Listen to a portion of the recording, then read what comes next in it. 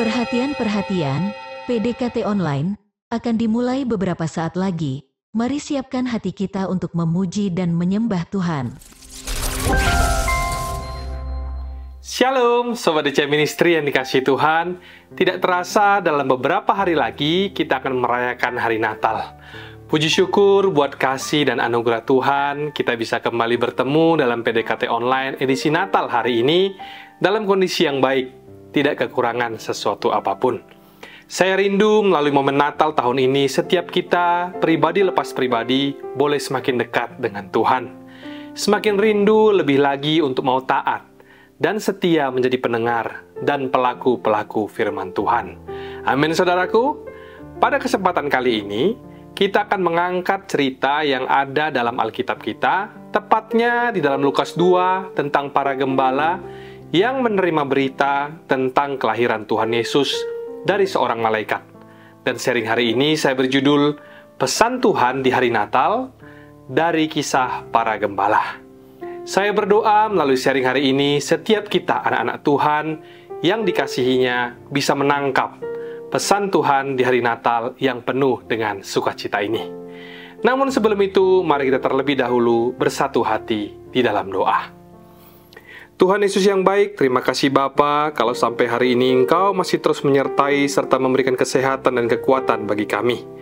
Ajarlah kami ya Tuhan, agar semakin mengerti setiap rencana dan juga kehendak-Mu di dalam hidup setiap kami. Sampaikan sabda-Mu, urapi setiap kami yang mendengar. Kami rindu untuk merenungkan firman-Mu dan menangkap pesan yang hendak Engkau sampaikan bagi kami di hari Natal ini. Sembunyikan hamba di balik salib-Mu. Dalam nama Tuhan Yesus, mari kita yang percaya dan berdoa katakan bersama, Amin. Shalom, menyapa kembali saudara-saudariku yang terkasih dalam Tuhan Yesus. Mari kita langsung buka Alkitab kita dari Lukas pasal yang kedua, ayatnya yang ke-8 sampai 20, dengan judul perikop Gembala-Gembala. Kita baca bersama dimulai dari ayatnya yang ke-8, demikian firman Tuhan. Di daerah itu ada gembala-gembala yang tinggal di padang, menjaga kawanan ternak mereka pada waktu malam. Ayat 9, tiba-tiba berdirilah seorang malaikat Tuhan di dekat mereka, dan kemuliaan Tuhan bersinar meliputi mereka, dan mereka sangat ketakutan. Lalu kata malaikat itu kepada mereka, "Jangan takut, sebab sesungguhnya aku memberitakan kepadamu kesukaan besar untuk seluruh bangsa. Hari ini telah lahir bagimu juru selamat, yaitu Kristus Tuhan di kota Daud." Di ayat 8 yang kita baca tadi dikatakan, di daerah itu ada gembala-gembala yang tinggal di padang menjaga kawanan ternak mereka pada waktu malam. Dalam ayat 8 terlihat bahwa gembala itu merupakan sebuah profesi. Dan tentu kita juga sudah tahu kalau seorang gembala itu punya tugas untuk menjaga, lalu kemudian memberi makan, serta mempersiapkan ternak-ternak yang dipercayakan kepada mereka untuk nantinya dijual dan dipersembahkan sebagai korban bakaran dalam bait Allah. Dan pada zaman Yesus, profesi gembala itu bukanlah sebuah profesi yang terpandang. Lantas kalau demikian adanya, mengapa Tuhan memilih para gembala yang diberitahu duluan tentang kelahiran Tuhan Yesus oleh malaikat, sementara yang lain tidak? Tentu saja saya pribadi juga tidak tahu apa yang menjadi alasannya. Namun di dalam kedaulatannya, Allah memilih mereka pasti dengan sebuah maksud dan tujuan yang mulia. Lalu kemudian di ayat 9 dikatakan, tiba-tiba malaikat menampakkan diri kepada para gembala. Kejadian ini terjadi pada malam hari, saat dimana orang-orang sudah terlelap. Sementara para gembala saat itu masih sedang lembur bekerja. Lewat cerita ini kita bisa melihat bahwa Tuhan itu mengasihi gembala-gembala itu. Dia juga mengasihi setiap kita, apapun profesi kita yang hari-hari ini bekerja keras. Mungkin sampai lembur seperti para gembala tadi. Bisa jadi para gembala itu tidak punya pilihan. Mereka menjadi gembala, bisa jadi karena mereka hanya meneruskan pekerjaan yang sebelumnya dilakukan oleh orang tua mereka. Penghasilan mereka juga mungkin tidaklah seberapa. Tetapi pada malam hari yang istimewa itu, Tuhan melalui malaikatnya memberikan kepada mereka sebuah kesukaan besar, sebuah kebahagiaan yang luar biasa. Ternyata yang namanya kebahagiaan itu tidak melulu bisa kita dapatkan hanya karena kita punya uang yang banyak. Justru dalam beberapa hal, uang itu tidak bisa membeli segala-galanya. Hanya Tuhanlah satu-satunya yang sanggup memberikan kebahagiaan serta tujuan di dalam setiap apa yang kita kerjakan setiap hari. Sebelum kita masuk ke tahun yang akan datang, ketahuilah saudaraku, bahwa Tuhan rindu untuk terlibat di dalam apapun profesi atau pekerjaan Anda. Tuhan rindu untuk menunjukkan kepada kita apa tujuan sesungguhnya dari apa yang sedang kita kerjakan hari-hari ini. Atau apa tujuan kita bekerja pada hari ini, sehingga tidak satupun dari antara kita yang merasa bahwa apa yang dikerjakan itu seperti sia-sia, karena tidak memahami tujuan sesungguhnya dari setiap pekerjaan ataupun profesi mereka. Pesan Natal bagi kita hari ini yang pertama, Tuhan hendak memberitahu bahwa tujuan kita bekerja ujungnya adalah untuk kemuliaan Allah.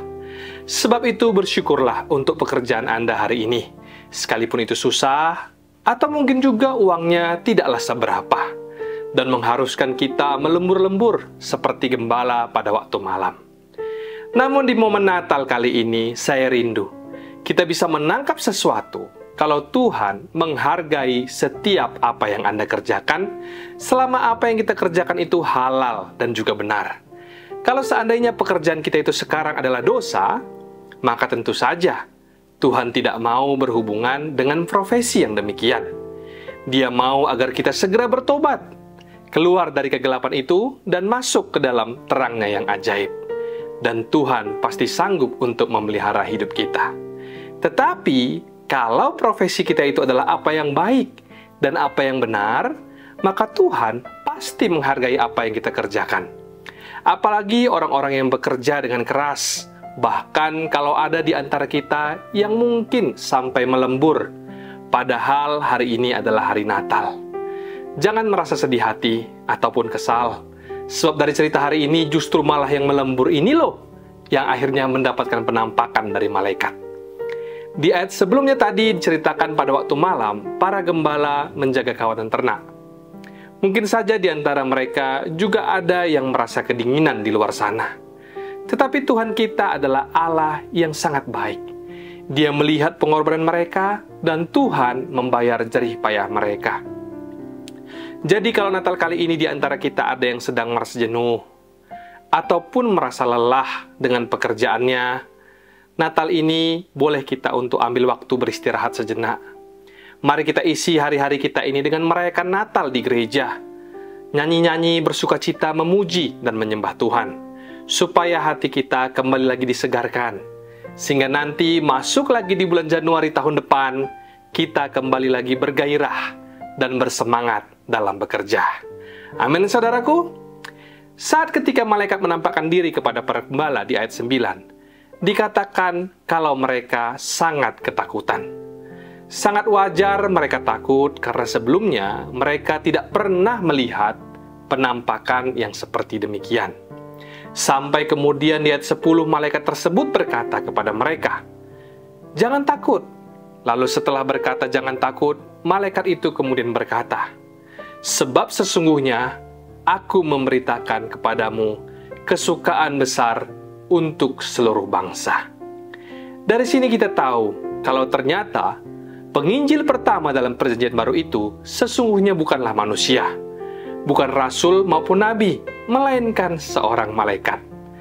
Walaupun hari ini kunci itu sudah diserahkan kepada gereja, dan sekarang kita-kitalah yang punya tugas untuk memberitakan Injil ke seluruh dunia. Sebab itu mari kita memulai untuk memberitakan Injil. Mungkin di awal-awal kita bisa memulainya dengan kesaksian yang tidak usah panjang-panjang alias secukupnya. Pokoknya yang penting inti dari kesaksian kita itu adalah tentang Yesus. Bagaimana Yesus bekerja dan mengubah hidup kita secara pribadi lepas pribadi. Tuhan gak suruh kita untuk langsung menginjili bangsa-bangsa, atau langsung menyuruh kita untuk bersaksi kepada orang yang sama sekali gak kita kenal. Tidak. Tetapi Roh Kudus memberi kita beban dan dorongan untuk kita agar mulai bersaksi pada seorang teman, anggota keluarga terlebih dahulu. Tuhan memilih Anda dan saya untuk menjalankan amanat agung itu. Dan di dalam sisa waktu yang ada di bulan Desember ini, mari kita coba tanya sama Tuhan, siapa yang bisa kita tuntun kepadanya? Nanti kan Tuhan munculkan nama. Kita tidak pernah bisa menduga, di saat Roh Kudus bekerja melalui kesaksian kita yang sedikit itu, seseorang jadi percaya kepada Yesus dan memperoleh keselamatan. Memberitakan Injil itu adalah sukacita, dan Kristus sudah mengatakannya. Jadi kalau ada kita yang merasa bahwa memberitakan Injil itu atau bersaksi itu adalah sebuah beban, bertobatlah saudaraku. Karena apapun yang kita lakukan menentang Kristus, itu adalah dosa. Mari kita setuju dan sepakat dengan Tuhan. Berdoa kepadanya agar Tuhan memberikan kepada kita keberanian dan kekuatan untuk berani menyatakan berita Injil kepada seseorang. Kita bisa mulai dengan bercerita kepada teman kita bagaimana Tuhan mengubah hidup kita. Atau bisa juga dengan mengajak teman atau saudara kita ke gereja. Atau bisa juga dengan membagikan link YouTube supaya orang mendengarkan firman Tuhan. Lalu kembali ke ayat berikutnya, kita lihat di ayat 11 dikatakan, "Hari ini telah lahir bagimu juru selamat, yaitu Kristus Tuhan di kota Daud. Dan inilah tandanya bagimu," kata malaikat Gabriel kepada para gembala. "Kamu akan menjumpai seorang bayi dibungkus dengan lampin dan terbaring dalam palungan." Bayi yang dibungkus dengan lampin, tentu hal itu normal ya kan? Sebab zaman sekarang pun, bayi yang baru lahir itu biasa dibungkus dengan lampin. Namun yang istimewa dari perkataan malaikat itu ada di kalimat berikutnya, yang mengatakan bahwa selain bayi itu dibungkus dengan lampin, tapi bayi itu juga terbaring dalam palungan. Dia lahir bukan di ranjang rumah atau di ranjang rumah sakit, tetapi Yesus ditaruh dalam palungan. Palungan itu adalah tempat makanan hewan, dan bayi Yesus yang terbaring dalam palungan itu seolah-olah menjadi makanan. Dia seperti roti hidup yang dimakan oleh kita. Dari lahir saja sudah ada nubuatan. Karena Yesus berada di palungan, maka kita semua jadi tahu bahwa Yesus itulah roti yang turun dari sorga. Itu sebabnya kita nggak bisa percaya situ hanya sekedar dengan logika saja. Tetapi Yesus harus jadi makanan terlebih dahulu. Maksudnya harus kita terima dulu dalam hati kita, barulah kita bisa merasakan perubahan. Kita mau teliti Yesus gimana pun, saya rasa itu tidak ada gunanya. Sampai kita mengakui bahwa kita adalah orang berdosa, dan kita butuh kasih sayang dan pengorbanannya, lalu diikuti dengan secara sengaja menerima Dia dalam hati kita. Sebab itu terimalah Yesus dalam hatimu. Akui segenap dosa dan pelanggaranmu di hadapan Tuhan, dan undanglah Yesus untuk masuk ke dalam hati kita selama-lamanya. Sebab hanya dengan demikianlah hidup kita akan diubahkan. Ayat selanjutnya ayat 13, "Dan tiba-tiba tampaklah bersama-sama dengan malaikat itu sejumlah besar bala tentara sorga yang memuji Allah," katanya. Nah, kalau ini adalah malaikat yang susulan, malaikat yang kemudian datang. Di ayat 14 dikatakan, "Kemuliaan bagi Allah di tempat yang maha tinggi, dan damai sejahtera di bumi di antara manusia yang berkenan kepadanya." Setelah malaikat-malaikat itu meninggalkan mereka dan kembali ke sorga, gembala-gembala itu berkata seorang kepada yang lain, "Marilah kita pergi ke Betlehem untuk melihat apa yang terjadi di sana, seperti yang diberitahukan Tuhan kepada kita." Lalu mereka cepat-cepat berangkat dan menjumpai Maria dan Yusuf dan bayi itu yang sedang berbaring di dalam palungan. Dan ketika mereka melihatnya, mereka memberitahukan apa yang telah dikatakan kepada mereka tentang anak itu. Dan semua orang yang mendengarnya heran tentang apa yang dikatakan gembala-gembala itu kepada mereka. Tetapi Maria menyimpan segala perkara itu di dalam hatinya dan merenungkannya.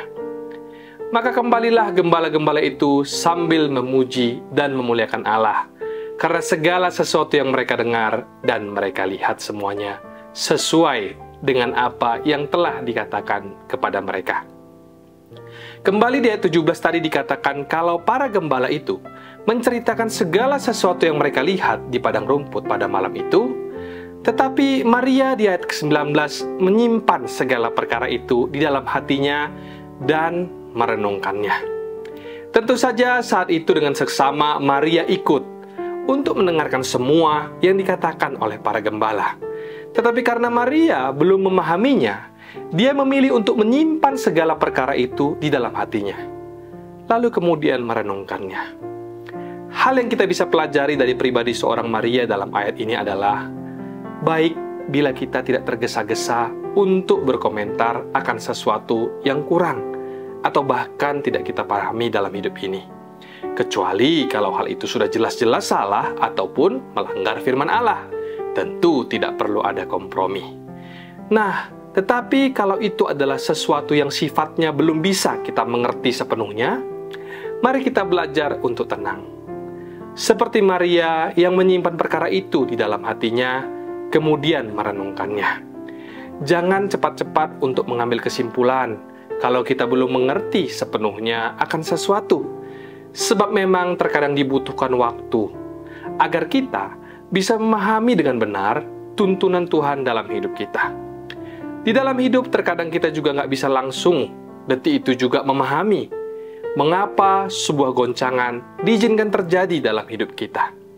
Tetapi saat hal itu terjadi, mari kita belajar untuk tenang di dalam hadirat Tuhan, memandang wajah Tuhan, serta bersandar di kakinya, sampai nanti tiba waktunya Tuhan mencelikkan mata rohani setiap kita, sehingga bisa mengerti, dan kemudian melihat rancangan indah yang sedang Tuhan persiapkan bagi setiap kita yang senantiasa berharap kepadanya. 3 pesan Tuhan di hari Natal dari kisah para gembala. Yang pertama, apapun profesi kita, tujuan kita bekerja ujungnya adalah untuk kemuliaan Allah. Yang kedua, memberitakan Injil itu adalah kehendak Tuhan. Sebab itu, jangan ada yang merasa itu sebagai beban. Mari kita mulai memberitakan Injil dari sekarang. Kita bisa memulainya dengan bersaksi tentang Tuhan, atau memulainya dengan mengajak teman kita untuk datang ke gereja. Pesan Tuhan kepada kita yang ketiga, belajar untuk tidak tergesa-gesa menyikapi sesuatu yang belum kita mengerti sepenuhnya. Belajar seperti Maria yang menyimpan perkara dalam hati, kemudian merenungkannya. Saya rindu firman hari ini memberkati kita semua. Mari kita bersatu hati di dalam doa. Bapa, terima kasih untuk pesan Tuhan bagi kami di hari Natal tahun ini. Biarlah dalam waktu-waktu ke depan ini Tuhan senantiasa memberkati pekerjaan setiap kami, sehingga melalui apa yang kami kerjakan hari-hari ini kemuliaan Tuhan semakin dinyatakan. Kami juga rindu biarlah kiranya Tuhan memberikan kami kekuatan dan juga keberanian kepada kami untuk memberitakan Injil kepada dunia, sampai seluruh rencana Tuhan digenapi dan bumi ini dipenuhi dengan kemuliaan-Mu. Hari ini kami juga mau berdoa bagi setiap anak-anak Tuhan yang sedang dalam pergumulan sakit penyakit. Biarlah mereka akan beroleh kesembuhan, dan yang terbelenggu boleh beroleh kelepasan, dan juga yang terbeban berat akan diberi kelegaan oleh Tuhan. Di dalam nama Tuhan Yesus, mujizat Tuhan terjadi, sebab bagi Allah tidak ada yang mustahil. Mari kita yang percaya dan berdoa bersama katakan, Amin. Mari kita buka hati dan tangan kita untuk menerima berkat daripada Tuhan. Terimalah kiranya berkat dari Allah Bapa, cinta kasih Tuhan Yesus Kristus, penyertaan Allah Roh Kudus akan menyertai hidupmu mulai hari ini. Bahkan sampai kali yang kedua Tuhan Yesus datang menjemput kita, namamu tercatat di dalam kitab kehidupan. Dalam nama Tuhan Yesus yang percaya dan diberkati, katakan bersama, Amin, amin, amin. Selamat hari Natal dan Tuhan Yesus memberkati.